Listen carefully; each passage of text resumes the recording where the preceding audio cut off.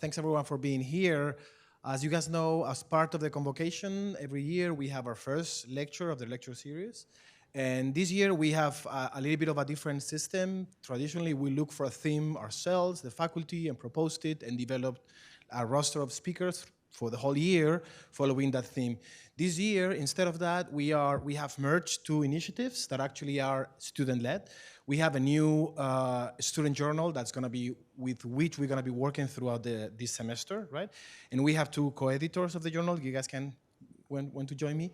And so Rachel Glanton and Connor Smith, these are two graduate students that propose us a theme, the first theme for this student journal, and we decided merge that with the lecture series. So the theme that they're going to be presenting, the third place, is actually the theme that we're going to be discussing, thinking about, reflecting with speakers from across the country, across the world, probably, throughout the year. I want them to introduce briefly the theme, and then I will go ahead and introduce Bryony Roberts, our first speaker.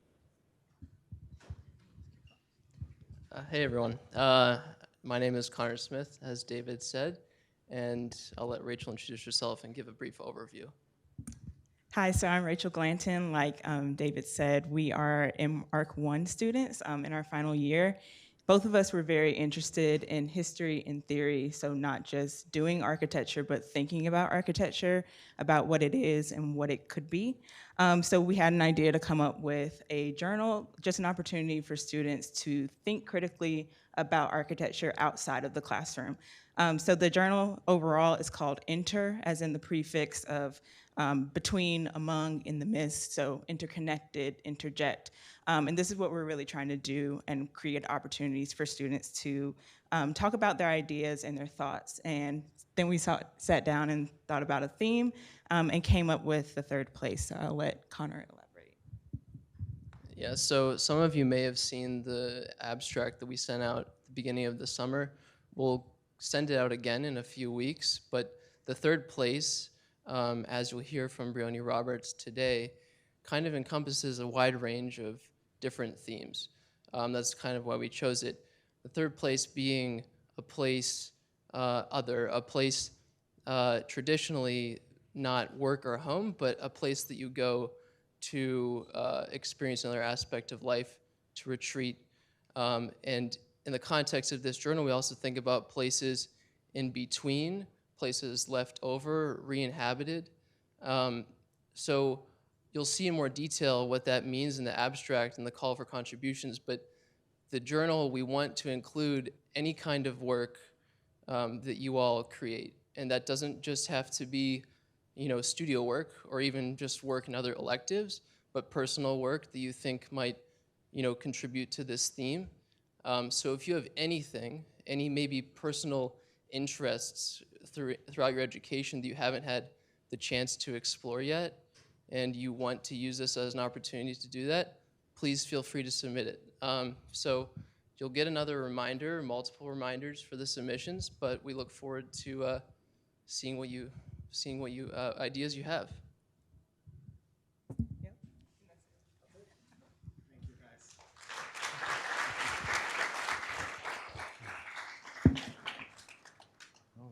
So with no further ado, I'm going to introduce today's speaker, Bryony Roberts, who's been sitting here patiently for, 50 minutes or an hour. And actually, I was chasing Bryony to come here for a while, even before we had the theme, but then the theme aligns so perfectly with her work that I'm so happy that she's actually the first speaker. So Bryony Roberts, I'm saying it well, Bryony Roberts? Is a designer, writer, and educator, having earned her BA from Yale University and her Master's of Architecture from the Princeton University School of Architecture. She leads her own practice and teaches architecture at Columbia University.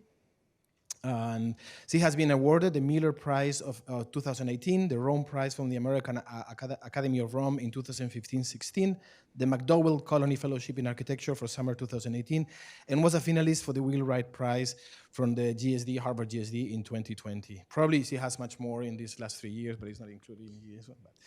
I'm especially delighted in having Bryony here today as the first Richard O'Kane speaker in our 4-lecture series, and I want to thank the generous funding that we get from the CAF, from the Richard O'Kane family for our lecture series. We can bring fabulous people because of that support.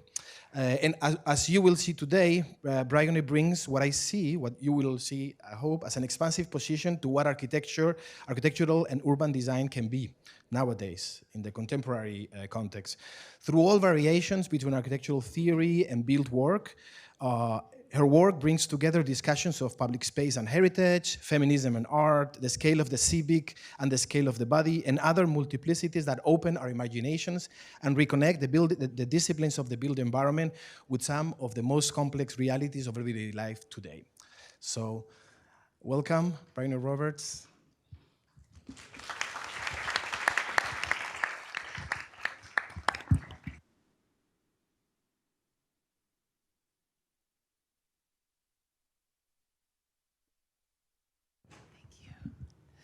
Hi, everyone. It's such a pleasure to be here. Thank you, David, for that introduction, and thank you so much for the invitation to be your convocation speaker. It's really an honor. All right, I know that you've been sitting here for a little while already, so I'm going to try to make this as engaging as possible. I'm going to talk a little bit about the work of my own practice, but I'm also going to talk about this idea of expanded practice. Basically, how do we expand the tools and the methods of architecture in order to address social issues in the built environment? So as David mentioned, I have a practice in New York City, Bryony Roberts Studio, which bridges between art, architecture, urban design, and historic preservation. And the focus is always on the public realm, specifically how to make public spaces that are inclusive, participatory, and joyful. And I appreciate the nod to joy that was mentioned earlier. So before I talk about the specifics of these projects and how they play out, I want to first talk about the conceptual framework behind the practice, which kind of motivates decisions about materials, about collaborations, about sites. And for me, that framework is feminist spatial practices. So the word feminism is a tricky one. I know it can make many people cringe on all ends of the political spectrum, and for a lot of different reasons. So historically, feminism was often associated with binary ideas about gender, and even oppositional ideas about gender relationships. And in architecture, it can sometimes be simplified to just a question of numbers. So how can we get more people identifying as women in positions of leadership or as licensed architects? But I'm interested in a much more expanded version of what feminism can do for the built environment. And for me, that plays out through thinking about what feminist ethics can mean for the way that we practice. And that we can learn from this incredibly long and rich history of feminist spatial practices that have cultivated collective, communal ways of working and also fostered care for each other, for our communities, and for nature, for the environment. So this is built on, decades of theory and history and practices, and I won't go into all of that in detail.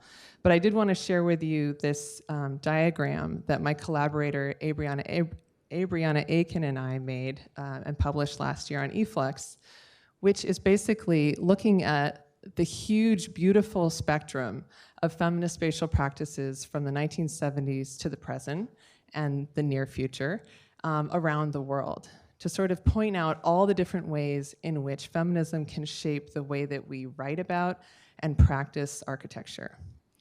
And the point is that this is absolutely international, it's super intersectional, it's not only about issues of gender, but it's really about how issues of gender connect to other related issues of race, of class, of disability, of language, of citizenship, many other issues.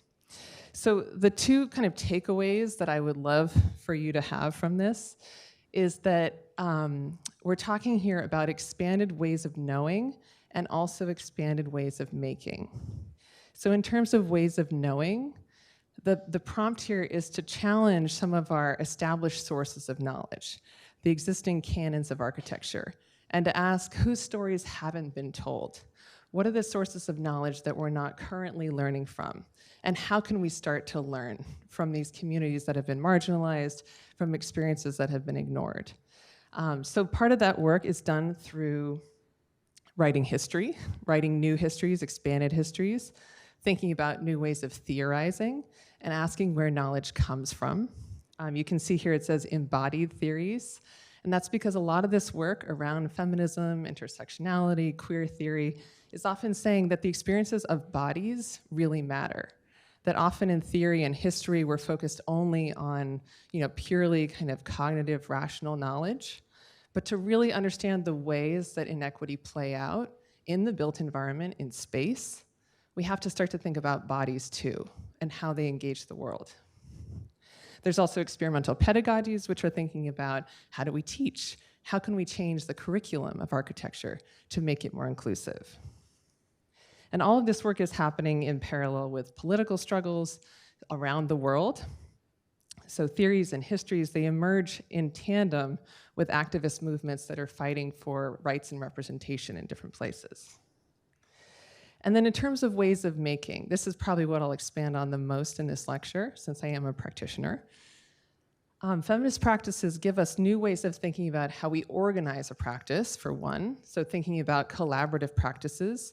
How can we kind of question the idea of really hierarchical and exploitative models of practicing, where there's one genius architect and then there's a whole kind of army of people who are being exploited? But instead, how can we build, collaborative, collective ways of making together? In terms of program, it's thinking about spaces for non-conforming bodies.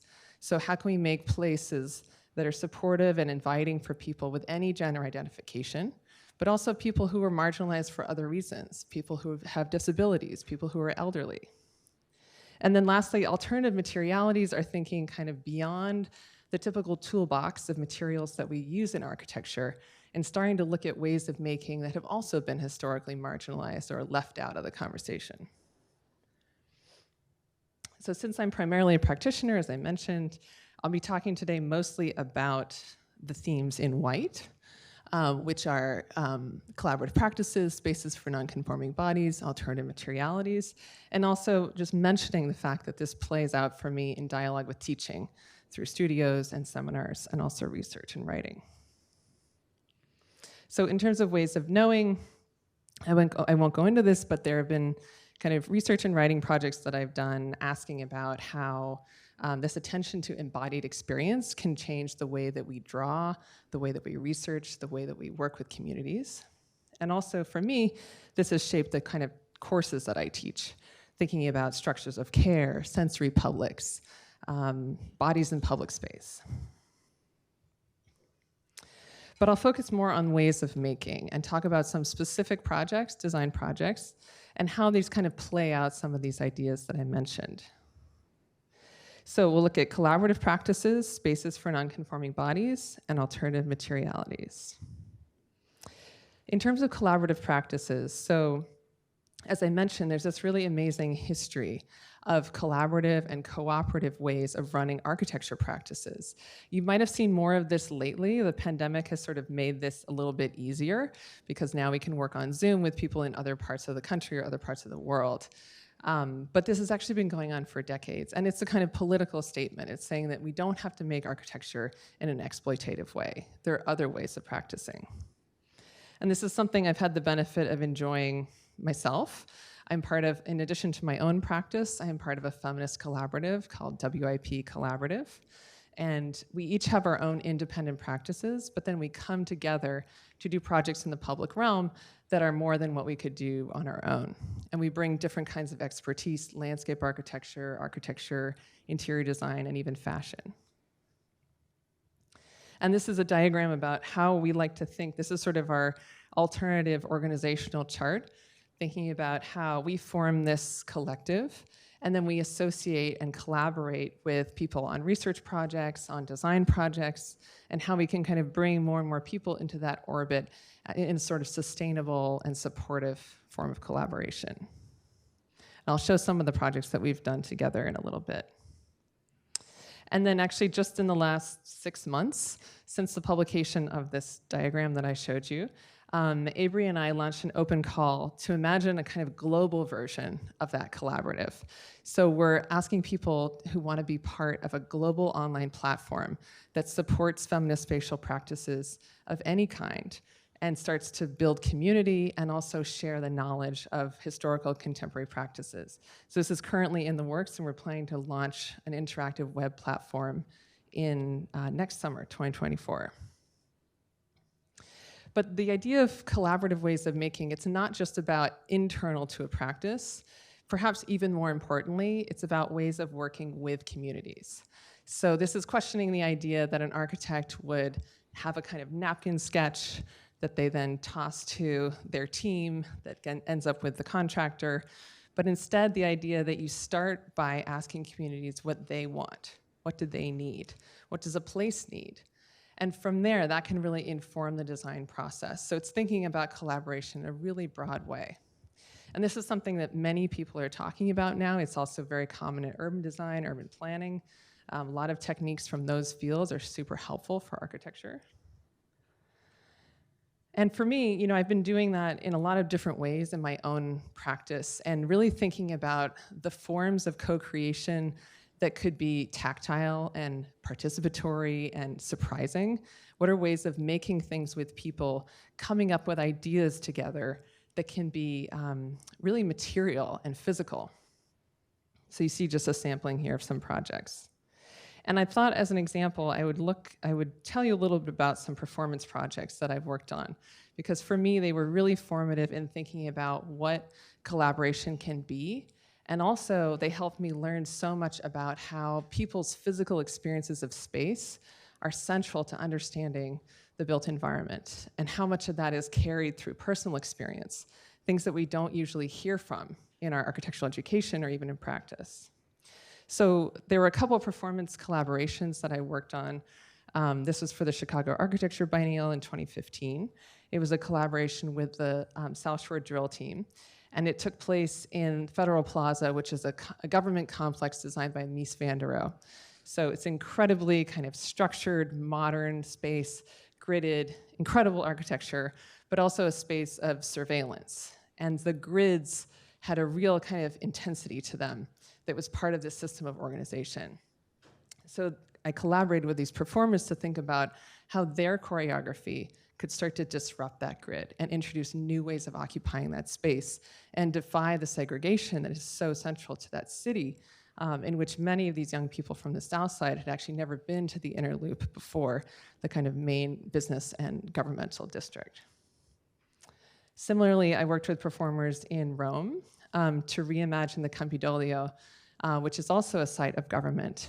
And this was an opportunity to kind of, again, challenge the expected behavior in that space and to learn from the intelligence of dancers the way that they can imagine moving through space to kind of disrupt the patterns that exist there.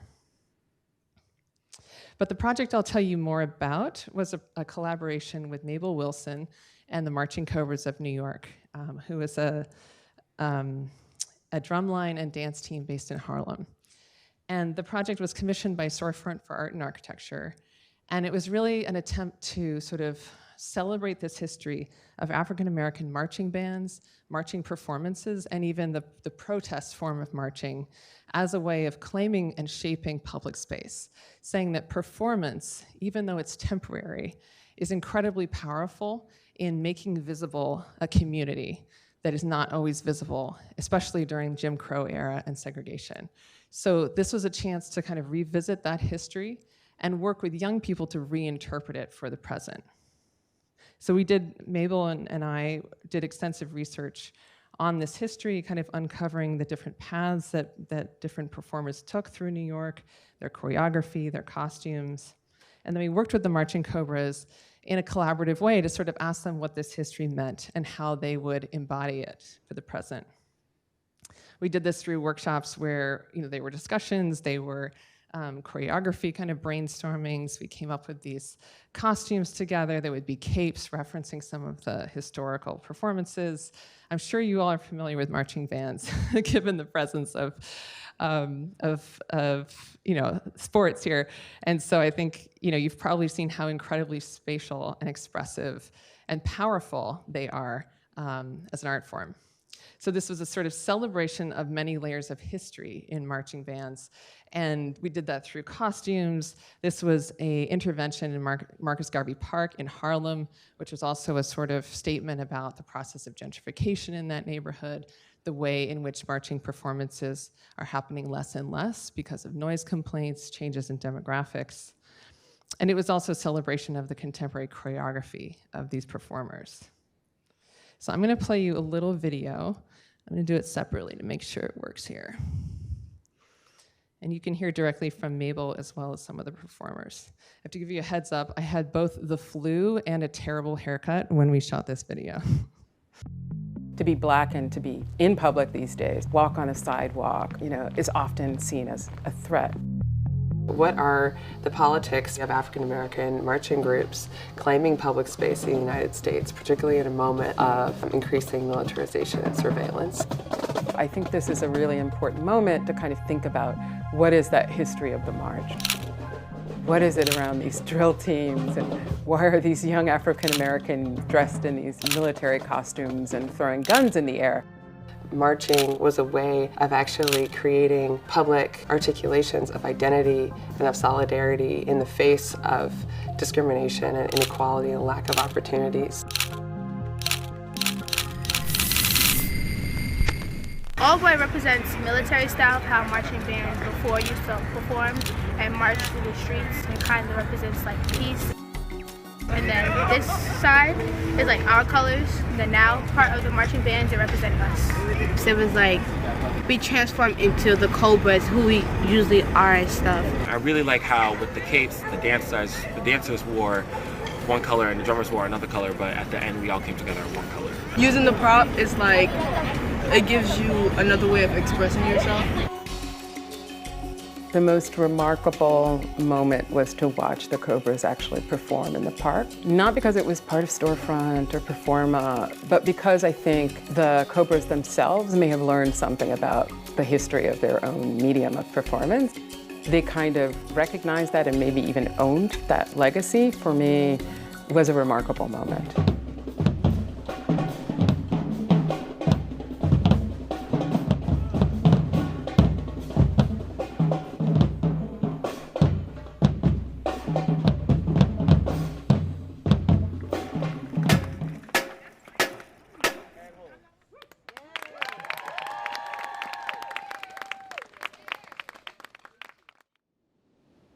Okay, that's a segment of a longer video, which is on my website if you want to see any more.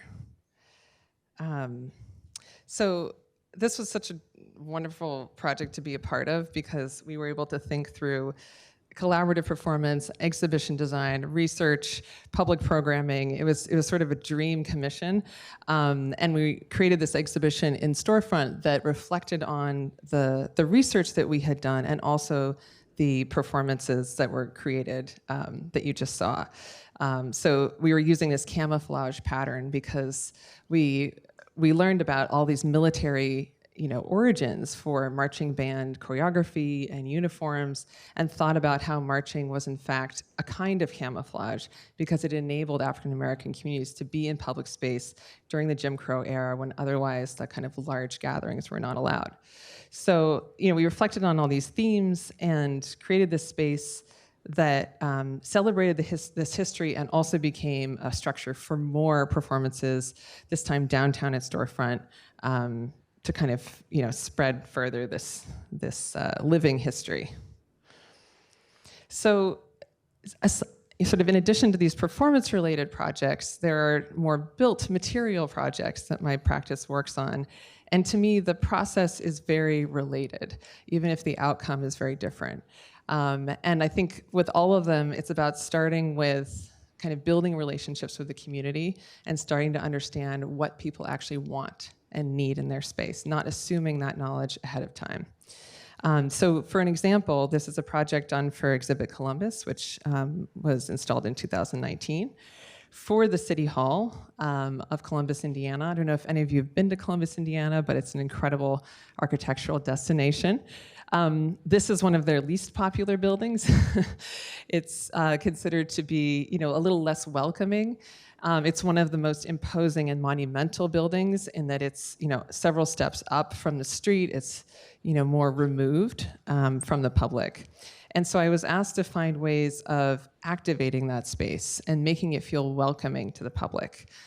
So the process for me of doing that was to find the community groups that already activated that space, that were the stakeholders, the ones invested in that place, and to ask them, how did they use it and what would they like to see more of? How did they think it should change? And those conversations led to discussions of, where they could currently be, problems of too much sun, not enough shade, nowhere to sit, and also this kind of separation from the street. And that led to ideas about how to create different scales of architecture that could introduce more social spaces, smaller scale spaces, and different options for being able to play, being able to hang out, and have more political related events. This is called Soft Civic, that's the name of the project. And the softness is about the material that you'll see shortly, but also just the range of uses, a kind of softening of what a monumental civic building can actually support. So here you see the aerial view. It's very much playing with the geometry, the very kind of platonic circles, squares, diamonds of that site. And then materially, this was an exploration of textiles. So you can see here there's a custom fabricated steel frame, and then this hand-woven textile that is suspended between that frame, which was created in collaboration with Powerhouse Arts in Brooklyn, a textile workshop. And the knotting that you see here is actually macrame, which you might be familiar with from craft, from domestic space. And this is sort of an intentional, complete change in scale and context. So something that might be very familiar and kind of intimate in a domestic space is here blown up to the civic scale. And that was a way of kind of celebrating histories of craft that have often been gendered as female, and saying, what happens if this happens monumentally? Can this start to shape what public space looks like, while introducing a level of tactility, a kind of invitation to touch and be close to the architecture, not at a distance. So you can see here, that's what happened. There was, a lot of really wonderful interaction. We had this event that was organized with some of these local community groups called We the People, that was a reflection on what people wanted from their city hall, from their local government, kind of a reflection on democracy. I'm just gonna play another quick video here. Here at our Sea Watch, Sunset Gates, shall stand a mighty woman with a torch whose flame is the imprisoned lightning, and her name, Mother of Exiles. When we feel that that river is our river, when we know that this land is our land, only then will we take care of them. And only then will we be able to deal with those problems. We will never have to build a great wall, nor will we ever have to draw a curtain, iron or otherwise.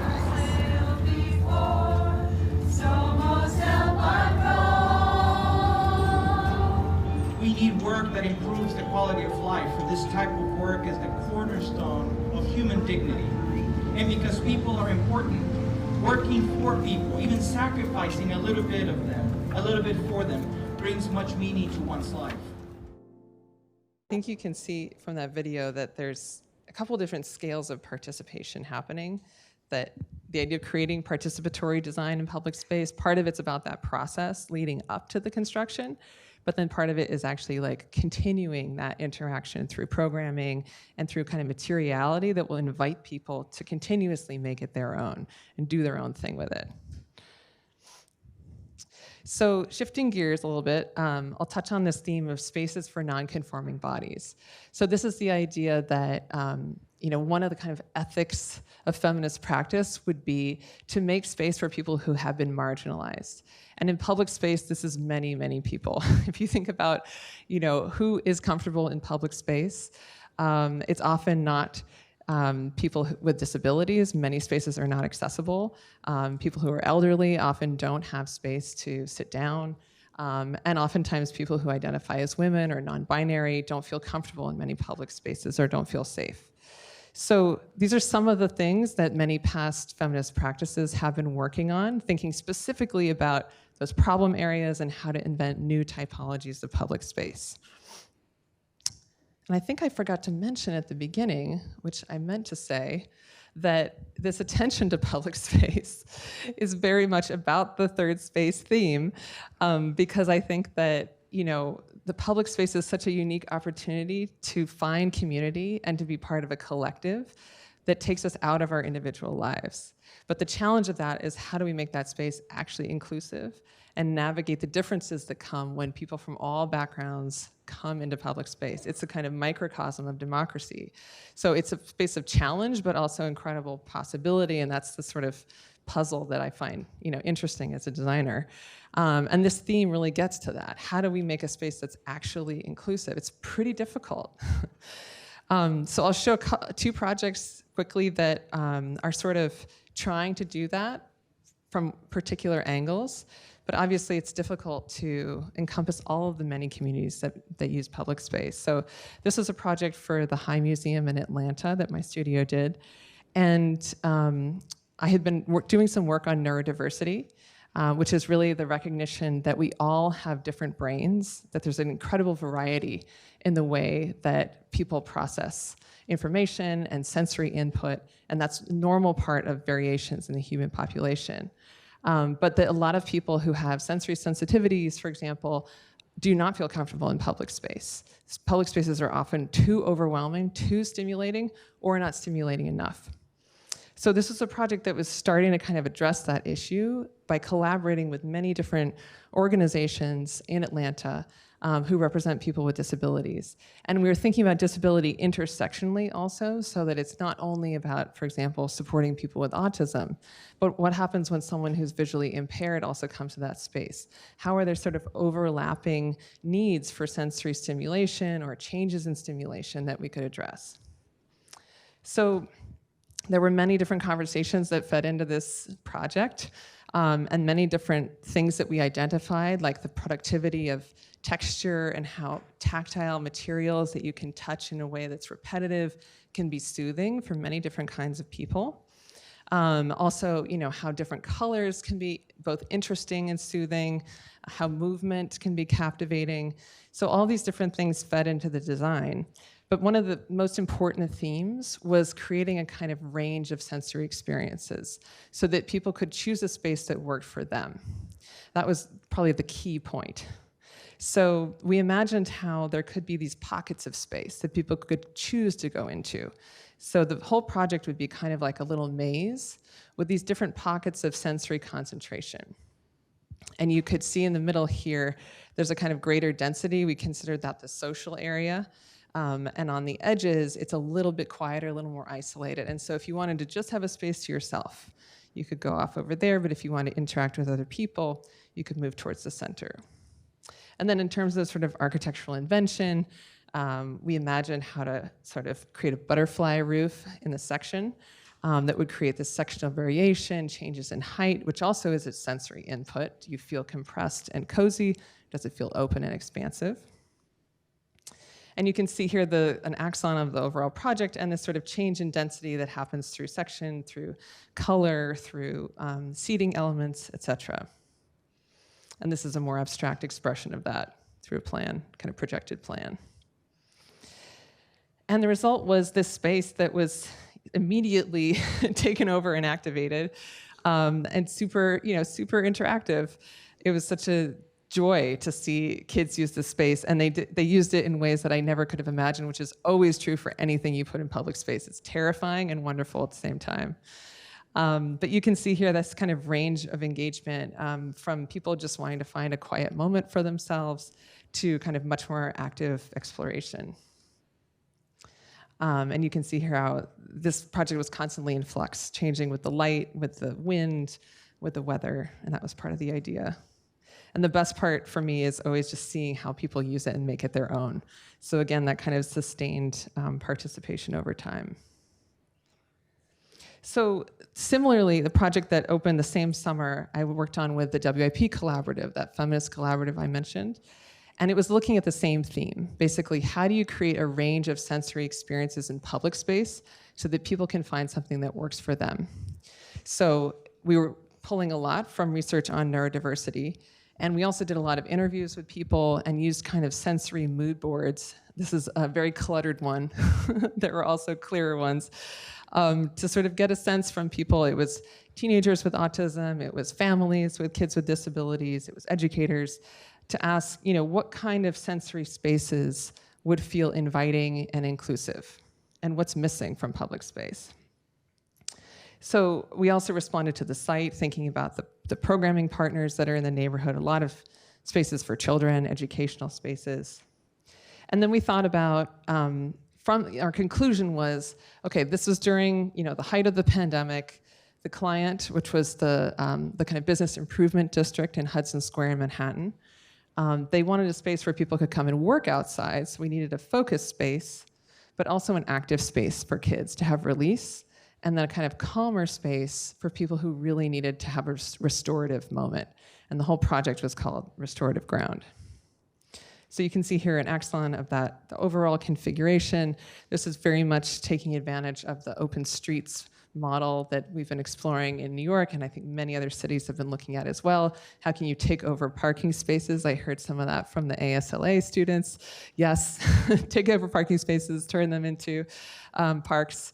And so this was doing that for several parking spaces, and really taking advantage of this new approach to the street. You can see here, it was also based on loosely a modular grid of 8 feet. So we were trying to create an indirect way of social distancing without it feeling like some kind of regimented, controlled environment. And the result was really, really moving in that it was, immediately activated by people of all ages and backgrounds. So you had construction workers from the site across the street coming and having lunch. You had families, caretakers with kids, skateboarders loved this thing and destroyed it very quickly, but we resurfaced it. And then just everybody loved the hammock. So I think the restorative space also served as a social space. And ironically, that's the thing that clients ask for the most now is, can we have a hammock? But part of our process, I mentioned this idea of participatory design being, before, during, and also after. Part of that is looking at post-occupancy and thinking, how do people actually use this space? Is it working? Is it really working for a community? And how are they inventing new uses that you never even thought about? So this is something that wasn't built into our sort of brief, but something we initiated on our own, which is go back and do observations and learn about what worked and what didn't. So I would recommend this highly as a strategy, and to think about the sort of longer lifespan of participatory design. And then lastly, I'll just touch on alternative materialities, which is a sort of topic very near and dear to my heart. To me, it's where a lot of the joy and the pleasure comes from in making things. There's also this amazing history of people using materials in a subversive way.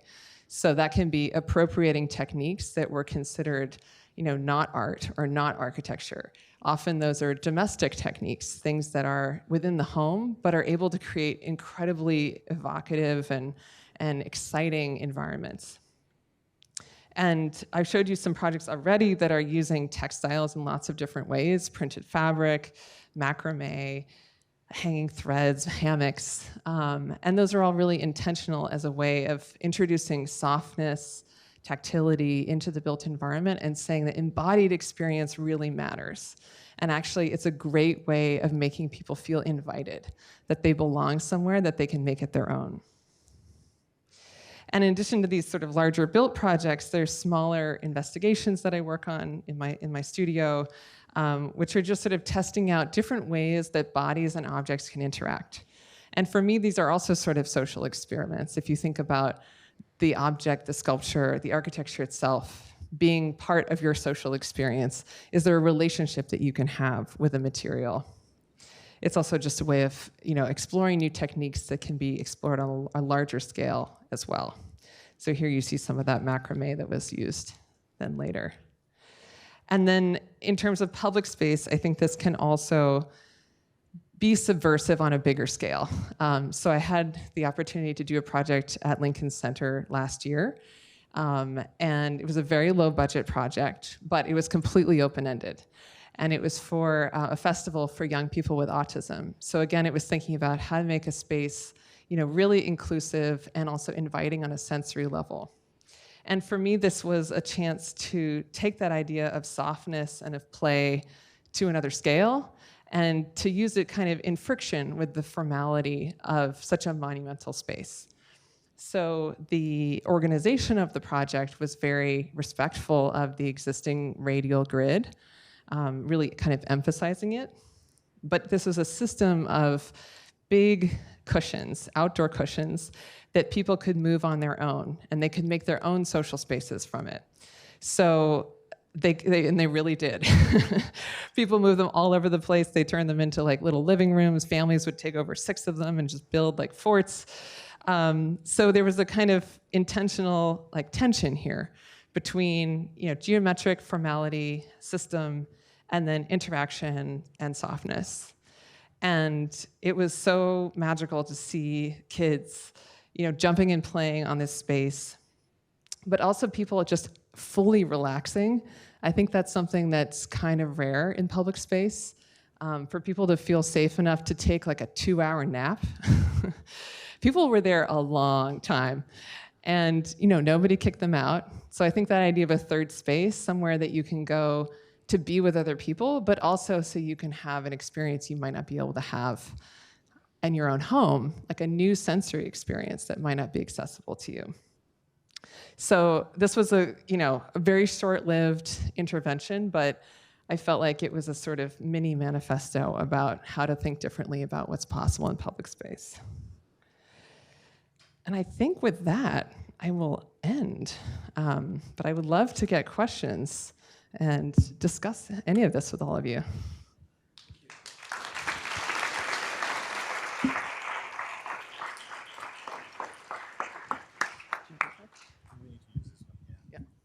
Thanks a lot.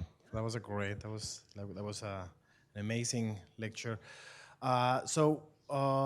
We would like to reserve some time to have some questions, and I think I would like to start with the students, if possible. There you go.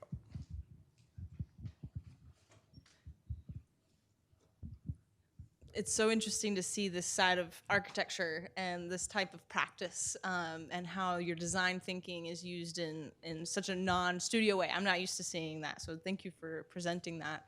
My question is specific to your client. So how does your client approach you? What is kind of their problem that they're trying to solve, or what's their goal when they come to you?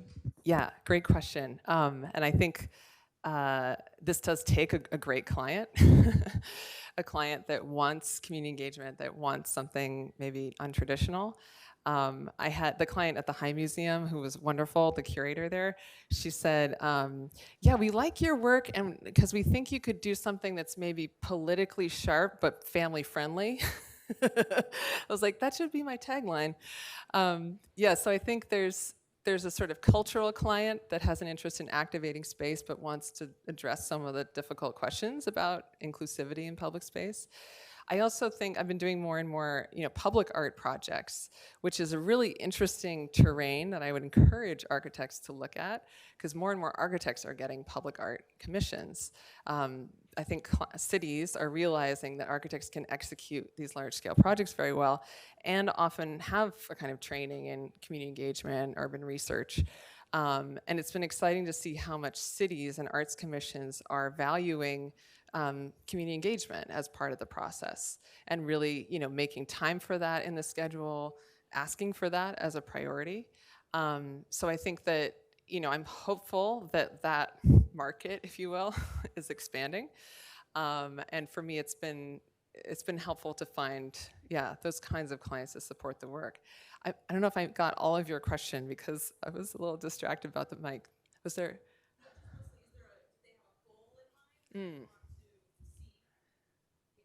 Yeah. So I think usually activation is like the key word there. And I think it's a consequence, I mean, to make a sweeping generalization, unfortunately there were a lot of very unwelcoming public plazas made in the sort of urban renewal era. And, and a lot of institutional spaces built that were more about the buildings and not about the public spaces. So there are a lot of public spaces around the country and the world that are not really meant for people, but the people who steward them know that that's a problem and they want to change it and they want to bring people in. So that tends to be the sort of impetus, I think. Yeah. Oh, I think I need to turn this off before you use that. Oh, thank you. This might be a very weird and specific question, but you have such expressive diagrams for all of your projects. How do you approach your diagramming process? Is that something you do while you're designing? Is it a reflection of the project after you're done? Great question. Yeah, I was taught, so my teachers were very much in the kind of OMA, Rem Koolhaas programming world. So the diagram was always one of the first things that you did, even if it's just a diagram of program, but often of like site forces as well. So I definitely do diagrams early on in a very functional way. That's like, what's happening where, what's the relationship between people? And I think it's a helpful way to think about complex social issues in a kind of simplified way. But then some of the stuff that you see happens afterwards. So for example, the one,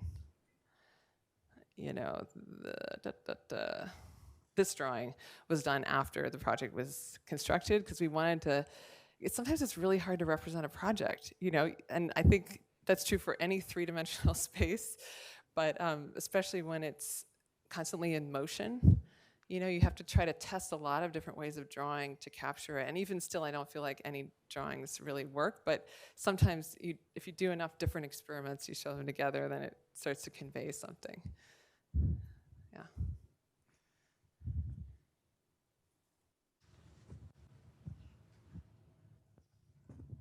Hi, so my question is about your approach to the third place public space, and really how you think about time. Like, I like that a lot of your projects are temporary, but you had mentioned for one of them, you had to come back and resurface. So in your practice, how are you thinking about time? How are you thinking about the way the life of that project extends? Do you collaborate with the city in regard to maintenance, or is it do you intend it to be temporary? Do you think it's public space as temporary, or that it should be?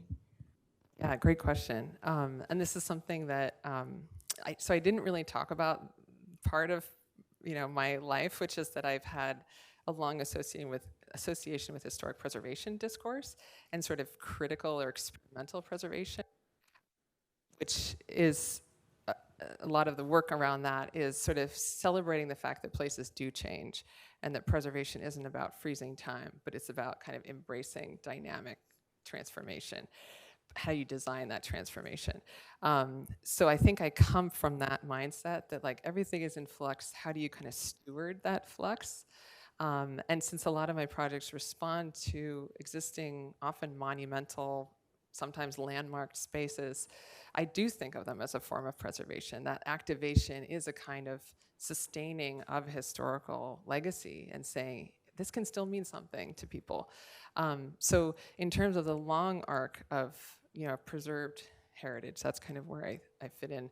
I think there's a lot of value in temporary activations because of the freedom that you have with them, that you can do things that will definitely not last, like materially. You can use materials that will only survive outside for 6 months or a year.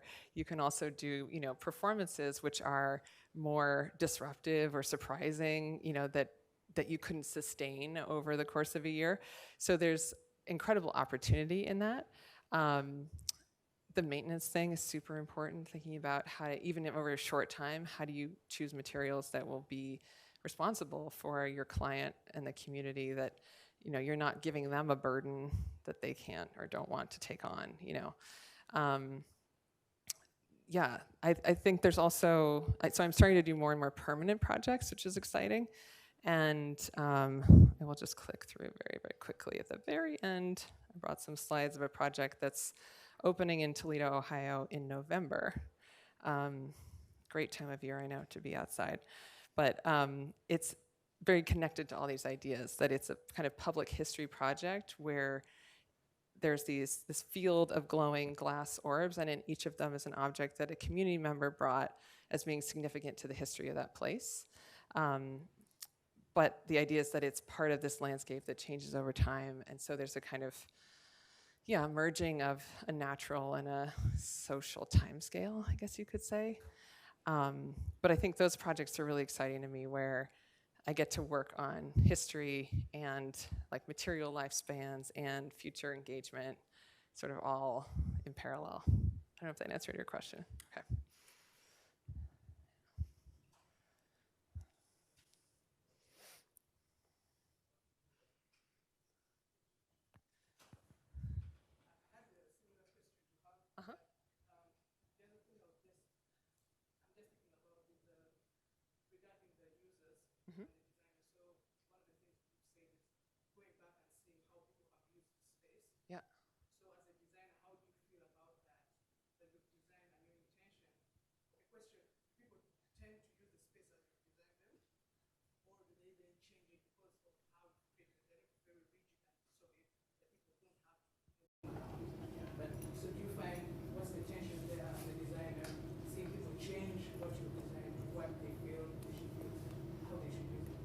Yeah, I think it's a real joy, actually, in part of the role as a designer, to see how people completely transform it. But, you try to predict, kind of, because you have to design for certain safety guidelines, thinking about, well, what's someone probably going to do here?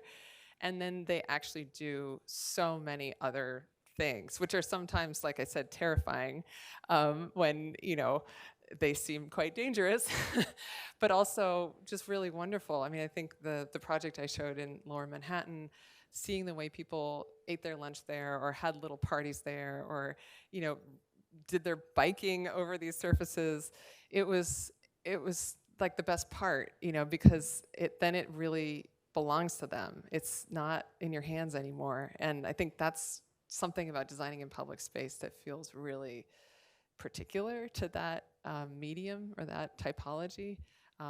In a house, people also make it their own, but you have a certain understanding of kind of what kind of program is going to happen somewhere. And in public space, it's just all bets are off.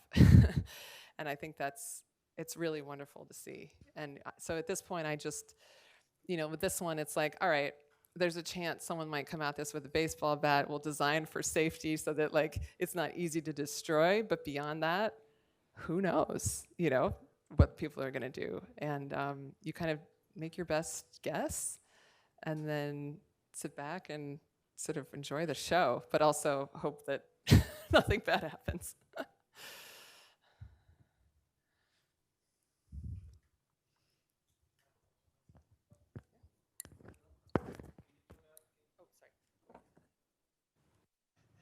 Anyone else has a question? Otherwise, I have one. So, no.